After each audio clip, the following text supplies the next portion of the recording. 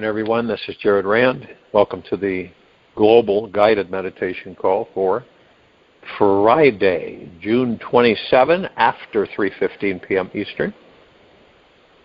We'll be having a reverse aging health call and all the rest tonight. We're going to talk about the transition going on, and a lot of people, there's just a lot of stuff being slung out there at breakneck speed, which people get confused about, and we want to set the record straight. And it's all positive. I mean, super humongously positive. When we get, let's say, we focus on things, put it that way. Things happen, or we do things to create other things, and we kind of, let's just say halfway fixate on it at a time. And then the ego mind is there, obviously, and then it builds. And then we have, some of us will have anxiety, some of us will have fear, some of us will have worry, stress, all that stuff. It's amazing that the American people don't realize how much stress their bodies are doing everything to handle. Unprecedented. Even during World War II, the stress level now in this country it's off the charts. Of course, I got to talk about that, but as we all know, stress is a factor that after a while, it takes a long time, of course. These bodies are phenomenal. But after so long of stress, we don't know yet. We get to the point where we don't know we have it. In fact, most of the time we don't know we have it. Even when you think you're relaxing, your body is stressed. And so after a while, with most of us, not all, but most, we have biological issues. And so the body starts saying to you, hey, you mind paying attention over here? I've got some things that I'm doing everything I can to draw your attention to so that you can tend to them. A lot of us will just brush it off and it goes away, and we don't really put much time or attention on it until it surfaces again. Are we creating all of this? Because it is one of the most destructive habits a human mind can entertain. It is a dis-ease of the psyche, which forms when we feel disconnected from our soul and our spiritual roots. Something happens in life, and none of us are exempt from that, and a perpetual stream of negative, fear-based thoughts flood into our head and begin repeating themselves over and over and over again. Fearful feelings bubble up inside, fill the narrowing mind with doubt and resistance to trusting life. And the thing we are so miscombobulated about may or may not even manifest. Yet the mind clenches too tight and is able to let go and relax. So you figure that the mind is it's flexed and tight and not accommodating. And all this stuff comes up for us, with us, when we rely on the logical, rational mind to serve as our guide and forget what it's like to live from our heart. We do. We forget about living with our heart. And what is that? Well, it's like these meditations. You find a comfortable position, okay? You don't have any outside distraction, barking dog, your children, whatever. You Relax into your body. It's the only way the body's going to relax. And then you have people that will say, how the heck do you relax into your body?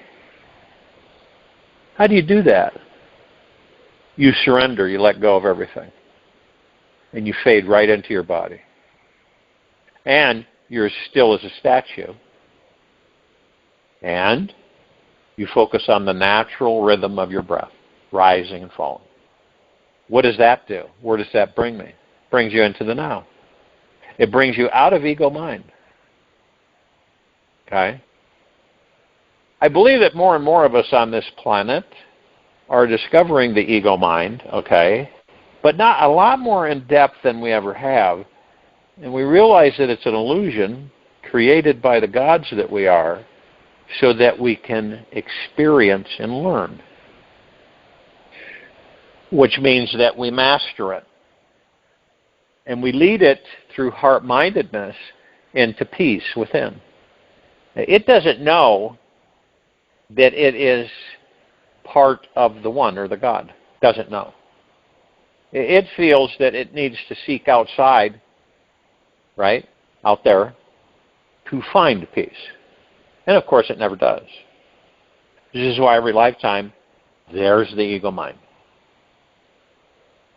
But when we step into these meditations, we leave the ego mind alone, and it's the only way we're going to master it, by leaving it alone and by watching it.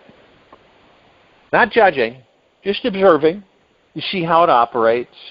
You know, okay, so then you get to the point where you say, I know that's an ego mind thought. I'm not going to entertain it. Okay? And we cannot rely on the ego mind.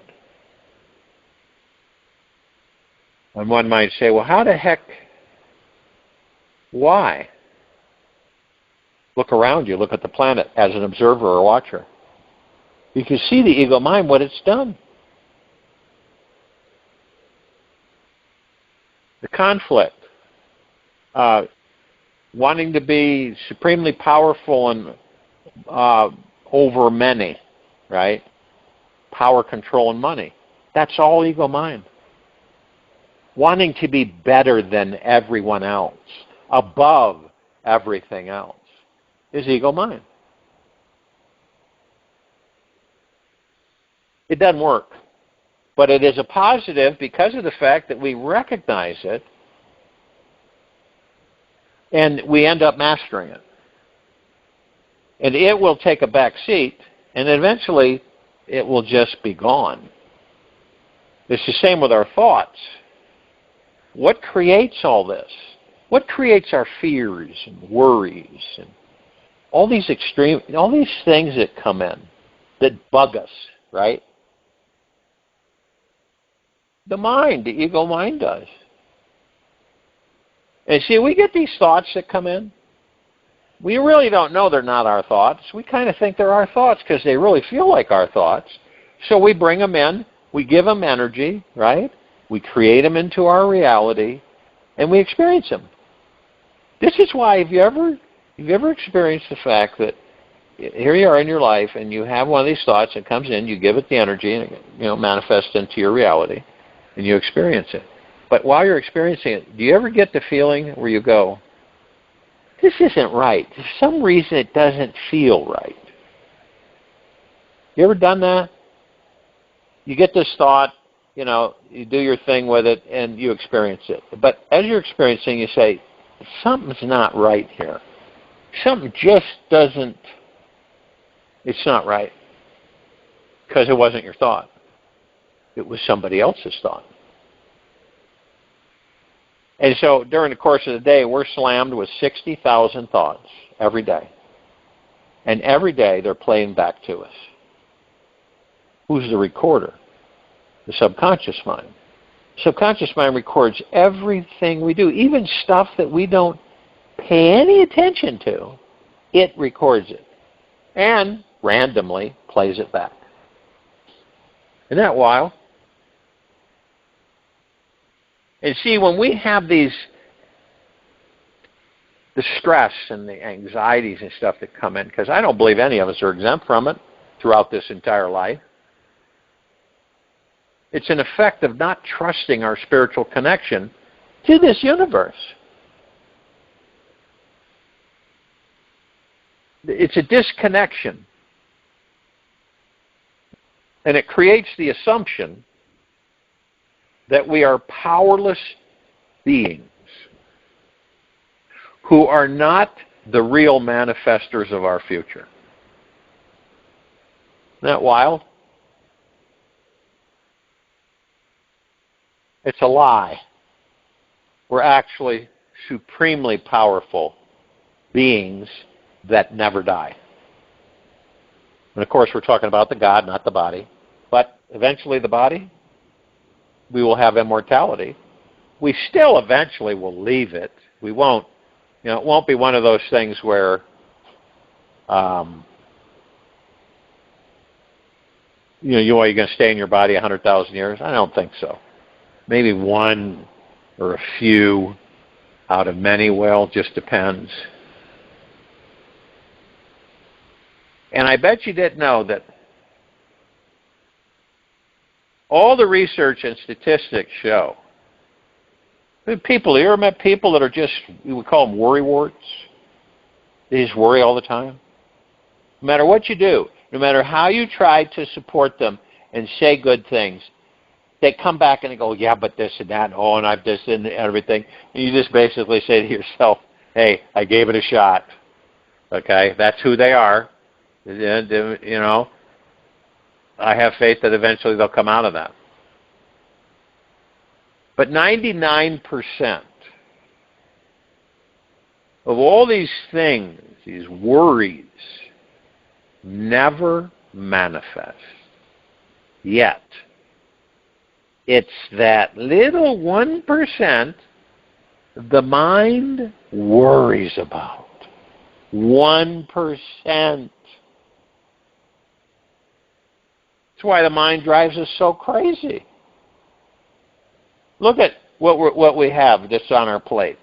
We enter these bodies. We eventually develop personality. We usually get our personality and character at about 7 years old. And we have the ego mind. And the ego mind is insecure, highly insecure. All it's concerned about in its viewpoint of what's right, what's wrong, what's good, what's bad. No in between. Okay?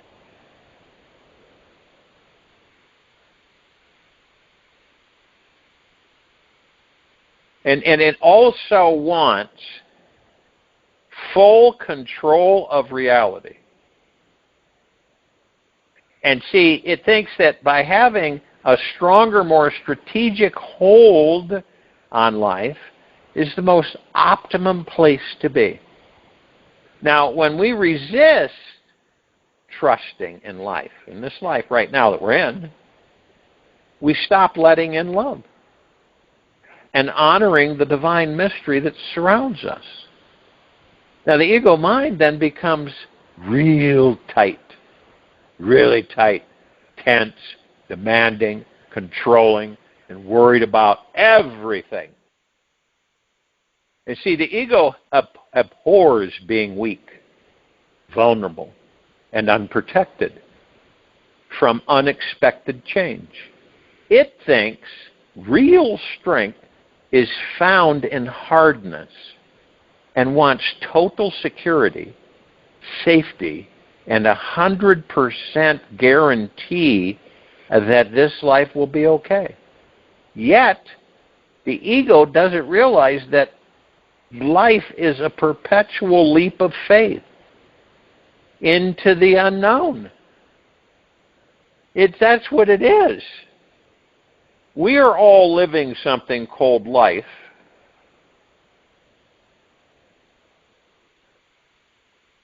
And it is a perpetual leap of faith into the unknown, all the time.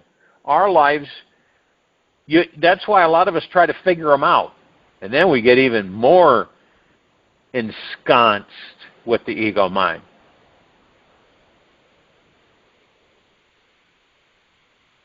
And it's always forgotten. It's forgotten it. And you can tell by what you see and view around you, or even with yourself.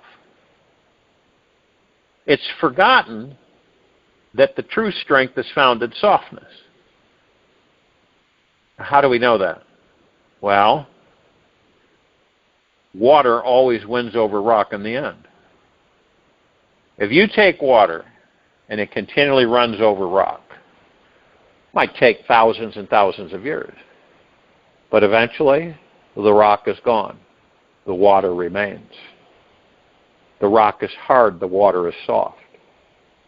Now you tell me which is the strongest.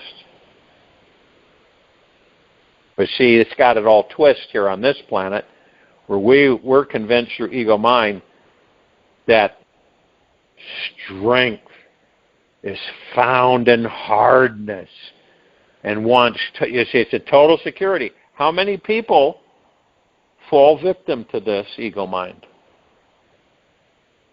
Right? None of us are exempt from it. None of us.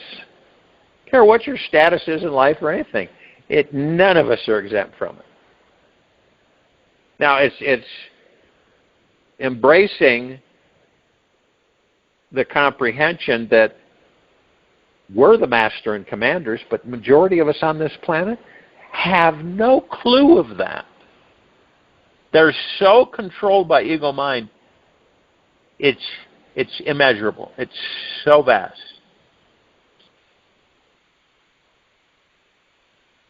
Now, the skeptic, the pessimist, the worrier within us can be a bit tricky, right?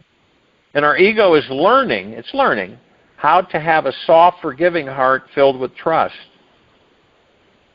For this is the only way to relax, enjoy this lifetime, and truly become worry-free,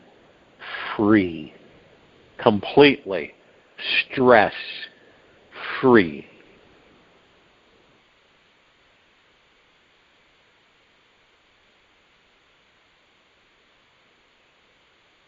And what that does is it's kind of like inside of us we have like this addict.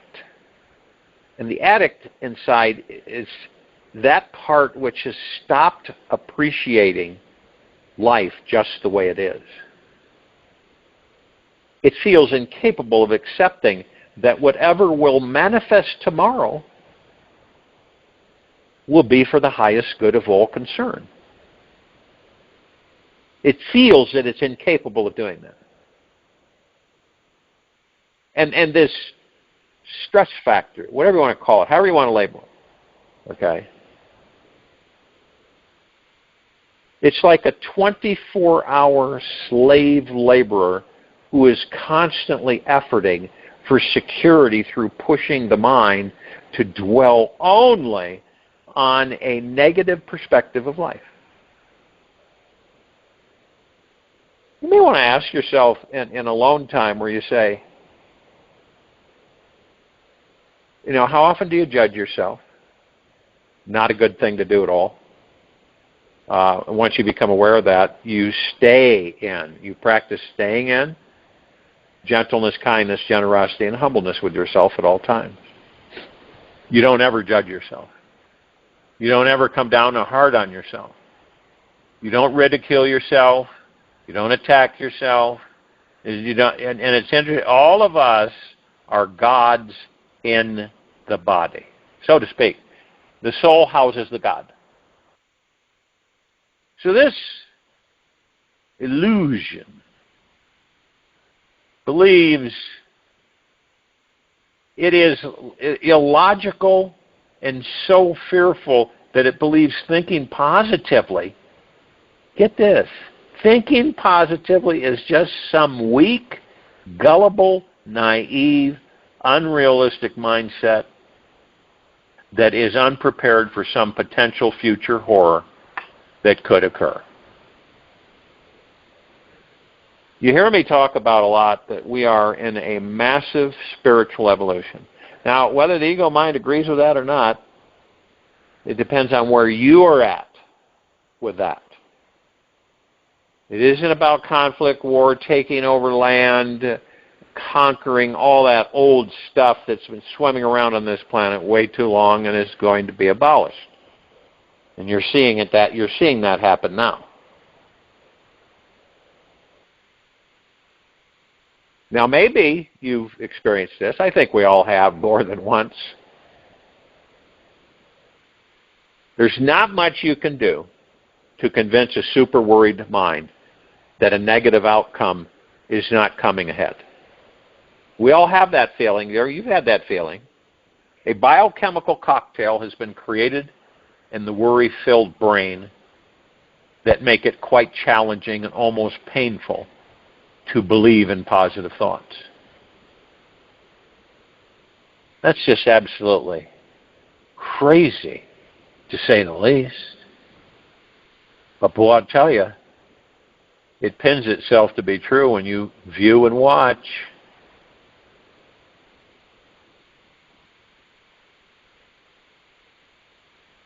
And we should be worried and continue on this path, being even more serious and concerned about any potentially highly critical or important life situation.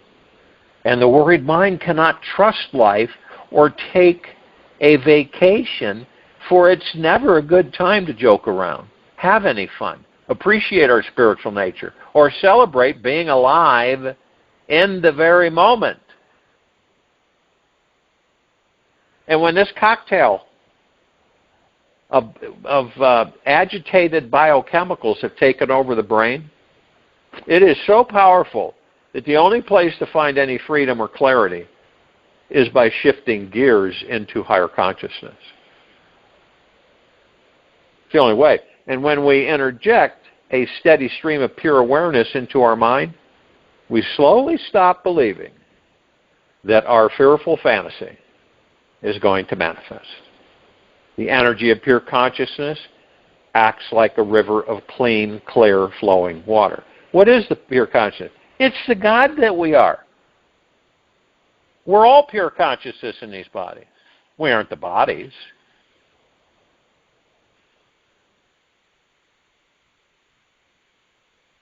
What it does is it purifies away the negative ideas which have little foundation in reality. And by simply being aware of our consciousness for a few minutes, we can instantly release our ego's need to be afraid and in control. We can begin to sip a deeper, succulent experience of life that feels open, trusting, and loves enjoying the sensations of a deeper relaxation inside. The normal self is the mind. The mind is with limitations. But pure consciousness is beyond limitations and is reached by the investigation into the I. Like I am or Mana Maharishi. You can sit there with your mind. I can bet you this. And none of us are exempt from it. You can sit with your mind, your worried mind, several million times. You could tell it several million times not to worry. Yet the reason why it continues doing this is that it is uneducated. It's ignorant. It doesn't know how to relax the body, love the mystery, trust in a perfect future. It thinks too much, feels too powerless, feels the need to be in control of it all. How many people have you met like that? Yet, when it imagines some fearful scene is occurring, it believes its thoughts are having no energetic impact on the outer environment or people. And this incessantly worried mind is ignorant of what quantum physics has proven the past 60 years. That thoughts are things that impact our world. You know why that is? If you look at a thought, you get a thought. We all have these thoughts, like I said, thousands a day. But we don't pay much attention to most of them. They just kind of pass by like clouds in the sky.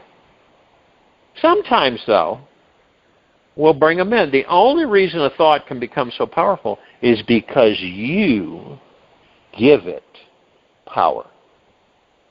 Well, how do you do that? You embrace it. You bring it in. You give it power. Because of your belief, you bring it into your reality and you experience it.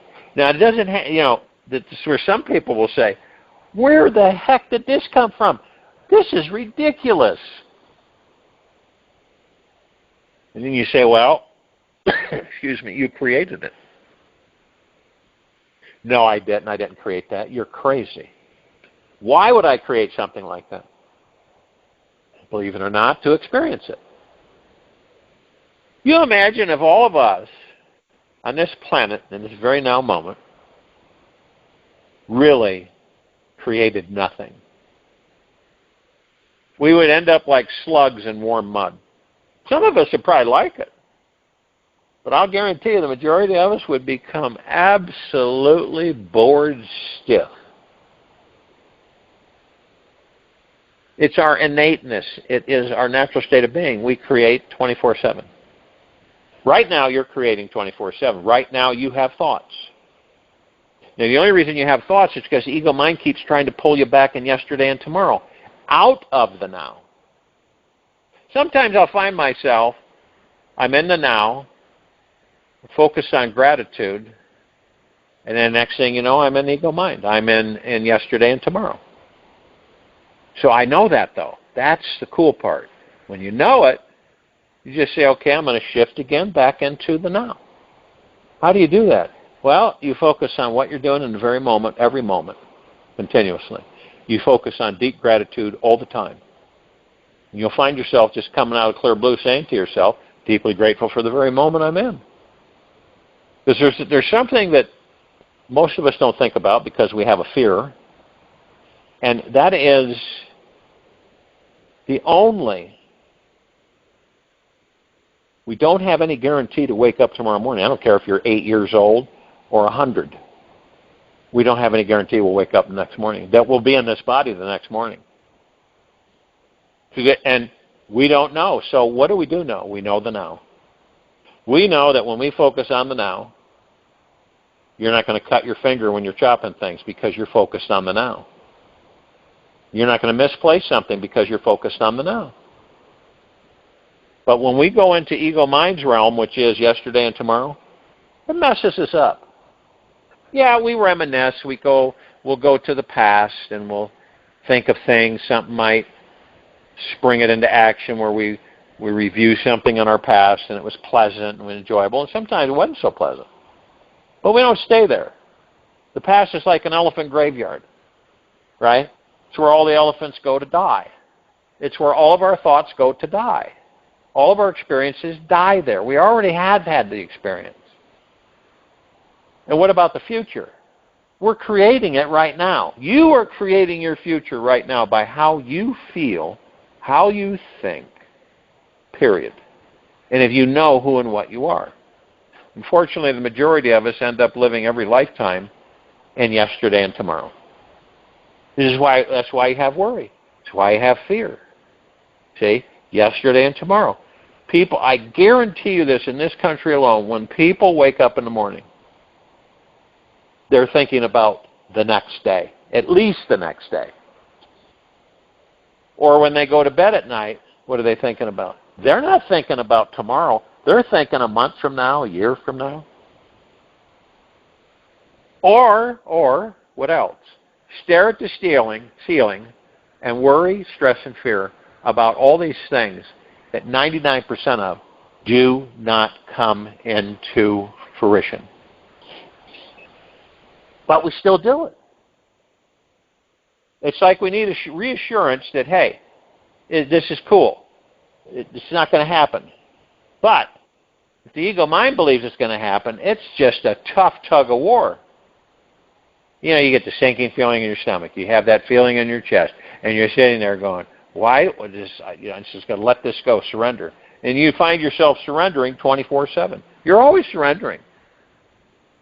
When you lose the fear of surrendering, the fear is through the ego mind. The ego mind is worried about that. So you lose it. You just surrender it. I don't have any really need for it. Does it serve me a greater good? No. I really don't like this feeling, so I don't care to have it. Again, you're the master and commander. I guarantee this, every thought that any of us have, any thought and feeling that we have, is impacting our environment, community, and this entire world on some level. Oh, that's not possible, the ego mind says. Well, really? Look throughout the ages and how one being influenced millions. Deeply influenced millions. One of us. So every thought that we have, be mindful of your thoughts.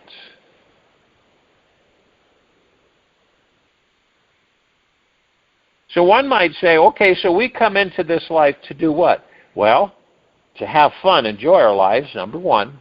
Most of us don't do that because we're so ensconced in the ego mind and not heart-mindedness. Heart-mindedness is much more powerful than the ego mind. Because in heart-mindedness, the ego mind doesn't reside. This is when we say leave the mind alone, leave the ego alone. Still there, but it can't come into the now, the heart-mind. So this is how you're able to master it and your thoughts. Now, I'm going to tell you, there's been a lot of gurus throughout the ages that have tried every other way but loose and not get there. They finally discovered the only way to do it is meditation, moving into the now and focused on the heart-mind. Then you get a better perspective and you can see things. You're not really judging anything. That's ego mind. And then you begin to master. Then you realize that you're an omnipotently powerful, supreme, manifesting, abundant being that never dies. And while we're in these physical, material, organic bodies, this is when we discover all of this. So when you do discover it, this is why we connect it to a massive spiritual evolution of this species, this civilization on planet Earth. This is what's going on. What are you witnessing right now? What are you watching? You're seeing the extermination of evil. Through what? Through how? Higher frequencies. Chosen by us. The collective consciousness. Which is all that there is, ever has been, ever will be, ever beyond, and forever. So we use these bodies to focus in certain directions of heart-mindedness, and then we leave the ego mind alone so that we can master the ego mind. And we view our thoughts and master our thoughts. Most of the thoughts that you experience aren't yours, they're someone else's. We have billions of thoughts flowing all over this planet. They don't go up into space. They stay here. Have you ever gone through a crowd of people? You know, you're just doing your thing. You might be going over here. You got to go to a shop or do something. And there's a group of people. So you just kind of maneuver through, no big deal. And after you go through them, you kind of feel, you go, wow, what was that? Because all their thoughts, springing all over the place. And you walk right through them. Are they aware of a lot of those thoughts? No. You ever done that? You ever gone around a crowd of people and then you get home and you go, man, why am I feeling so drained? That's why. So then when you're aware of that, okay, you do certain things. You say, no, I'm not going to go there. I'm going to go over here. Just nonchalantly change directions. Works real well, too. I'm highly susceptible to energetic frequencies. We all are. I'm aware of them more than average, whatever that is. So I've got to make sure I abstain from passing through that field of frequency. energy. So I wear amber and obsidian and other earthly properties that absorb the negativity, the upsettedness in the atmosphere. And I've done that for 40 years or more. And believe you me, it does a great job. And these things are all provided to us once we discover and find out. So, in the quiet time of this meditation, we're moving, for example, we're all one. How can we know that? You could be on this side of the planet and someone else that you know is on the other side of the planet. Something that could be going on with them, you're going to feel it. You probably, maybe you have already experienced that one. When a large group of us are eliminated, the bodies are eliminated, we all feel it. Different ways, but we all feel it. Why? Because it's a part of us. We're all part of each other. We're all reflections of each other. We're all teachers and students. Nobody enters your life, I don't care if it's for a second or years, okay, that the universe hasn't sent in for a reason. Something to teach you, something to show you, something that you'll learn about. Every one of us, that's the way it is. It's not happenstance. It is finitely designed by this universe for you in that specific moment in time.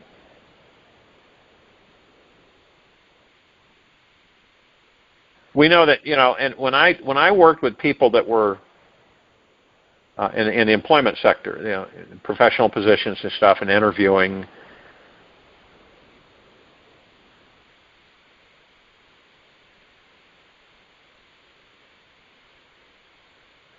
this world can feel it when you shift into a higher emotional state of love, anxiety, or fear.